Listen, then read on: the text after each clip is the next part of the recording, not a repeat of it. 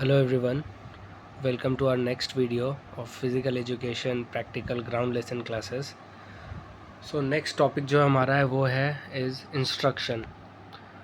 सबसे important topic कि आप जब भी स्टूडेंट के साथ इंटरेक्ट करते हो तो आप इंस्ट्रक्शंस कैसे देते हो, ये बहुत ही इम्पॉर्टेंट फैक्टर है आपके क्लास कंडक्शन करने के लिए। तो यहाँ पे बहुत सारे पॉइंट्स हैं जो कि आप यूज़ कर सकते हो और बहुत सारी चीज़ें हैं जिसको आप कंसिडर कर सकते हो इंस्ट्रक्शन देने के लिए।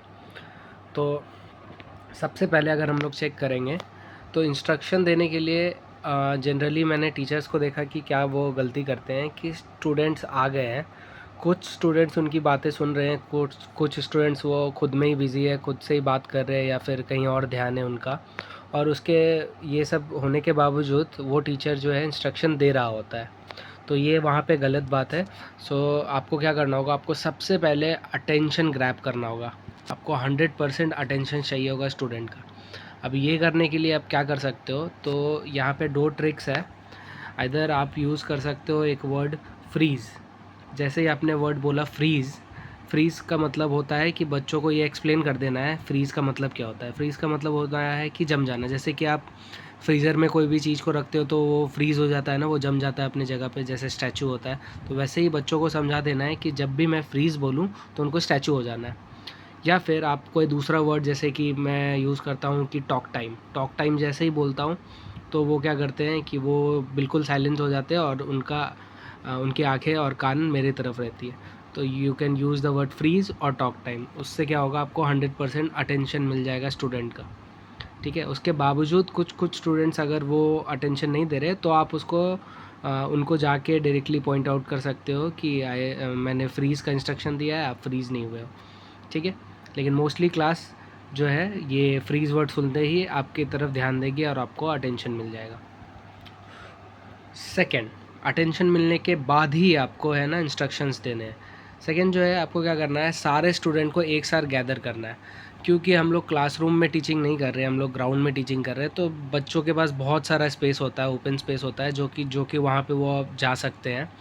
और आप इंस्ट्रक्शन दे रहे हो और बहुत सारे बच्चे आपके प्रॉक्सिमिटी से दूर हो सकते हैं। तो आपको क्या करना होगा, पहले सारे बच्चों को एक जगह गैदर करना होगा। उसके लिए भी आप कुछ मैजिकल वर्ड्स है उसका यूज़ कर सकते हो, जैसे कि हसल अप। हसल अप बोलने से क्या होगा कि स्टूडेंट जो है काफ़ी अगर दूर दूर एरिया पे हैं और आपने बोला है यहाँ पे आप खड़े हो एज अ टीचर और स्टूडेंट बहुत दूर है, कोई पास है कोई इधर है, तो आपने अगर एक इंस्ट्रक्शन दिया हसल अप, तो हसल अप का मतलब ही हो जाएगा स्टूडेंट के लिए ये कंडीशनिंग कर देना है कि उनको यहाँ पे आके सेमी सर्कल बनाना है, चाहे वो कहीं भी हो, ग्राउंड के किसी भी हिस्से में हो। आपने जैसे ही बोला हसल अप, या फिर दूसरा वर्ड मैं जो यूज़ करता हूँ वो है अवेंजर्स असेंबल, तो ये बोलते ही मेरे जितने भी स्टूडेंट होते हैं वो एक साथ इधर गैदर हो जाते हैं और एक सेमी सर्कल फॉर्म करते हैं। तो सेकंड आपको क्या यूज़ करना है, गैदर ऑल स्टूडेंट। उसके लिए आप हसल अप या एवेंजर असेंबल या फिर आप कुछ भी एक नया वर्ड्स बना सकते हो। आपने सबको गैदर कर लिया, आपने 100% अटेंशन ले लिया। ठीक है। उसके बाद आप इंस्ट्रक्शन दे सकते हो कि आज का क्या मोटो है, आज क्या करना है। ठीक है। उसके बाद इंस्ट्रक्शन देने के टाइम पे एक चीज़ और ध्यान देना है कि जब आपने गेम के रूल समझा दिए, ठीक है, आज क्या करना है वो समझा दिया, ये समझाने के बाद ही आपको ये बताना है कि क्या करना है, उससे पहले आपको बताना है कि कब करना है।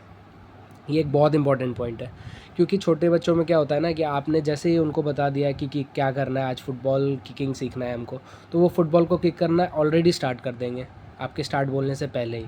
तो आपको उनको समझाना होगा कि क्या करना है, उससे पहले इम्पॉर्टेंट है कि उसको कब करना है।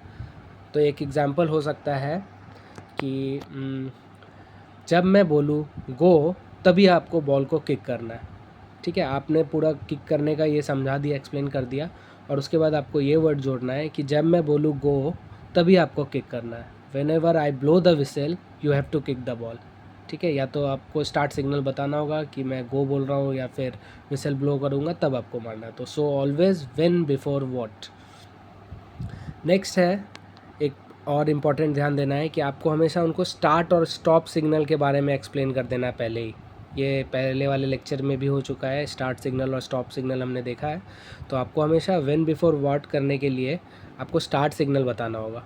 और आपको कई बार मैंने ये भी देखा है कि टीचर्स ने मतलब बोल दिया है कि ये एक्टिविटी करना है, बट वो ये बताना भूल गए हैं कि स्टॉप कब करना है, ठीक है। और जिसके वजह से काफ़ी रश हो जाता है या फिर कभी कभी इंजरी हो जाता है। तो आपको हमेशा स्टार्ट और स्टॉप सिग्नल उनको एक्सप्लेन करना है, और उसको चुनना भी कैसे है वो भी स्मार्टली आपको सोचना होगा। जैसे कि अगर आप ड्रिबलिंग सिखा रहे हो, बास्केटबॉल ड्रिबलिंग, अभी ड्रिबलिंग करते हैं के टाइम पे बहुत आवाज़ आती है, डम डम डम डम डम डम ऐसा करके बहुत आवाज़ आती है, और आपने उस समय अगर वर्बली क्यूज़ दिया है, आपने स्टॉप सिग्नल रखा है कि आप मुंह से बोलोगे स्टॉप, तब आपको स्टॉप करना है। तो कई बार ऐसा होगा कि बच्चा ड्रिबल कर रहा है, उसको आपके स्टॉप का वर्ड सुना ही नहीं दिया होगा, तो उस केस में आपको क्या करना होगा कि आपको विसल का यूज़ करना होगा, शार्प विसल का यूज़ करना होगा स्टॉप करने के लिए, ठीक है। तो नेचर ऑफ एक्टिविटी के हिसाब से आपको स्टार्ट और स्टॉप सिग्नल चुनना होगा और उनको बताना भी होगा पहले ही, ठीक है। तो ये चारों पॉइंट्स हो गए। उसके बाद और इम्पॉर्टेंट पॉइंट जो है, instruction should be short and clear. मैंने कई बार देखा है फिज़िकल एजुकेशन के क्लास में कि एक तो हमारा 30 मिनट्स का क्लास होता है, 30 या 35 मिनट्स का क्लास होता है हार्डली, जिसमें से 5 मिनट या 10 मिनट उनको आने जाने में लग जाता है, ठीक है, राइट। तो हमारे पास बचे 20 से 25 मिनट। अभी उसमें टीचर्स को कुछ सिखाना है, बास्केटबॉल का पासिंग सिखाना है या फिर फुटबॉल के किकिंग सिखाना है। तो अभी टीचर्स को मैंने काफ़ी देखा है कि वो 10 से 12 मिनट तक तो एक्सप्लेन ही करते रहते हैं कि ये क्यों इम्पोर्टेंट है, किसको करना है, मिडफील्डर को करना है कि किस पार्ट ऑफ द लेग से करना है। तो वो अपने कहानी सुनाने लगते हैं या फिर उसका इम्पोर्टेंस बताने लगते हैं। तो इसमें ही 10 से 12 मिनट चला जाता है, ठीक है, इंस्ट्रक्शन देने में या फिर एक्टिविटी को एक्सप्लेन करने के लिए। तो बाकी बचा हुआ कितना मिनट है उनके पास, 10 से 12 मिनट ही बचा है उनके पास। तो उनका जो लर्निंग टाइमिंग है वो कम हो जाता है। तो इसको हमको बढ़ाने के लिए क्या करना होगा, हमको टाइम को कट करना होगा कहीं ना कहीं। तो इंस्ट्रक्शन के लिए भी क्या करना होगा कि हमको पहले से ही अपने दिमाग में फ्रेम करके जाना होगा वर्ड्स को, उसको बहुत शॉर्ट रखना होगा, ठीक है, और बहुत क्लियर भी रखना होगा, बहुत क्लियर कि मेरे फॉर एग्ज़ाम्पल मेरे राइट हैंड साइड में जो स्टूडेंट है उसको आगे मूव होना है, ठीक है। आपको ये नहीं बोलना है कि तुम मूव हो, इसमें कन्फ्यूजन होता है। तो आपको बहुत ही क्लियर रहना होगा, ठीक है, क्लियर रहना होगा, और आपको अपने वर्ड्स को ऐसे फ्रेम करना होगा कि वो बहुत ही शॉर्ट एंड क्रिस्प हो, ठीक है, ताकि एक्टिविटी बहुत ही जल्दी स्टार्ट हो सके। तो आपका इंस्ट्रक्शन शॉर्ट और क्लियर होना चाहिए। दूसरा एक और इम्पॉर्टेंट चीज़ है कि क्रॉस चेक करना होगा आपको अंडरस्टैंडिंग करने के लिए। अगर आपने कम्युनिकेशन का बेसिक भी देखा होगा, हमें पेडागोजी में कम्युनिकेशन भी पढ़ाते हैं, क्योंकि टीचर को कम्युनिकेट करना होता है स्टूडेंट को, ठीक है। तो टीचर को कम्युनिकेट करने के लिए आपको कभी कभी उससे फीडबैक भी लेना पड़ता है कि जो मैंने आपको जो समझाया है क्या वो आपको समझ में आया है कि नहीं। तो आपके पास जो जो की पॉइंट्स होंगे, जैसे कि आपको बोलना है कि बॉल को सेंटर में मारना है, ठीक है, तो की पॉइंट हो गया कि बॉल को सेंटर में मारना है। तो आप एक बार क्रॉस चेक करने के लिए उनको वो वर्ड रिपीट करा सकते हो कि बॉल को कहाँ मारना है, सेंटर में मारना है, ठीक है। तो इससे आपको पता चल जाएगा कि इंस्ट्रक्शन जो है वो सही से डिलीवर हुआ है कि नहीं हुआ है। तो क्रॉस चेक कर सकते हो आप अंडरस्टैंडिंग के लिए।